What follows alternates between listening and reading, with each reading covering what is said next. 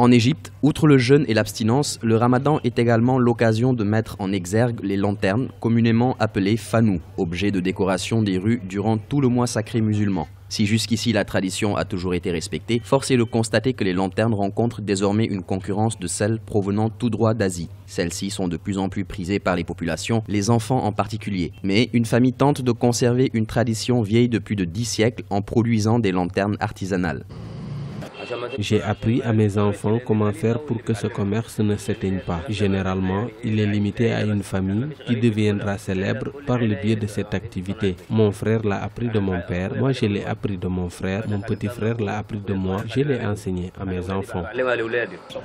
À partir de leur atelier au Caire, la famille Sayed travaille à la fabrication de centaines de lanternes faites en acier avec des vitres colorées. Et c'est bien avant le début du ramadan qu'elle s'y emploie. Durant tout le mois du ramadan, Hussein Sayed et ses enfants prennent une pause avant de reprendre la fabrication après la fête de l'Aïd el-Fitr. La commercialisation s'établit comme suit: 15 à 50 livres égyptiens la lanterne, selon la taille, vendue à des grossistes. Et malgré la concurrence, les lanternes traditionnelles suscitent encore de la passion.